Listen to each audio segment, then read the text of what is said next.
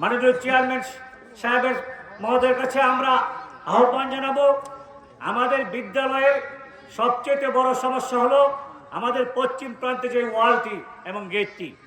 কারণ আমাদের স্কুল চলাকালীন দেখা যায় বহিরাগত আজে বাজে ছেলেরা যখন তখনই এই মাঠে প্রবেশ করতে পারে, আর এই প্রবেশের কারণে আমাদের লেখাপড়ার বিঘ্ন হয়। তাই আমি জনাব জামাতুল সরকার সাহেবকে বিনীত আহ্বান রাখবো, আমরা সকলেই জানি নজরপুর ইউনিয়ন নয় তথা চর অঞ্চলের খায়রুল কবির খোকন ভাইয়ের বিশ্বস্ত হাতিয়ার হিসেবে পরিচিত জনাব জামাতুল সরকারকে আহ্বান জানাবো অতি দ্রুত সময়ের ভিতরে উনি যেন আমাদের গেট এবং ওয়ালের কাজটা সম্পূর্ণ করে দেন। সম্মানিত উপস্থিতি, আপনারা জানেন আজকে আমাদের মাঝে যারা উপস্থিত হয়েছেন আসলে আমাদের একার পক্ষে এই পোস্ট করা সম্ভব ছিল না। আজকে আমাদের মাঝে যারা বিশেষ অতিথিরা আগমন করেছেন বা যাদেরকে আমরা স্মরণ করেছি তারা আমাদের ডাকে সাড়া দিয়েছেন বিদায়ী আজকে আমরা দ্রুত সময়ের মধ্যে অল্প সময়ের ভিতরে আমাদের পোস্টের কাজটা আমরা সম্পূর্ণ করতে পেরেছি।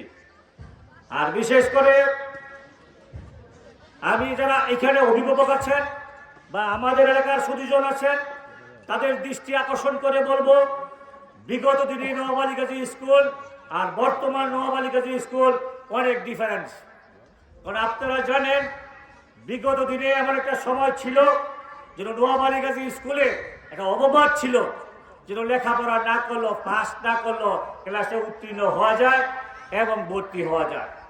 আমরা আমাদের জামাতুল সরকারের নেতৃত্বে আমরা যারা কমিটির দায়িত্বপ্রাপ্ত হয়েছি আমরা এবারই প্রথম সেটা করতে সক্ষম হয়েছি। বিশেষ করে আমাদের আউলাদ হোসেন, দেলোয়ার হোসেন, রুহুল আমিন, তাদের যে অক্লান্ত পরিশ্রম, তাদের যে প্রচেষ্টা, এই প্রচেষ্টার ফলে আমরা আশা করি কিছু না কিছুভাবে সার্থক হয়েছি।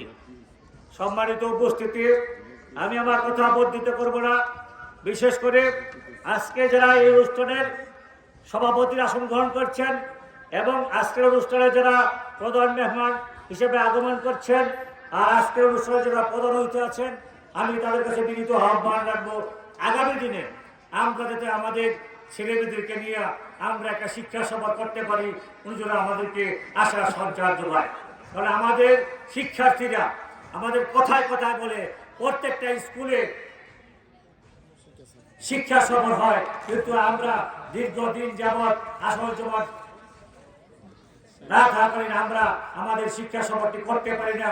বিশেষ করে আমাদের কমিটির কিছু সমস্যা ছিল। আমি আশা করব জনাব জামাতুল সরকার সাহেব যেসব ব্যাপার আমাদেরকে একটা নির্দেশনা দিবেন, এই ব্যাপারে যাবো এবং আমাদের উৎসাহ যোগাবেন।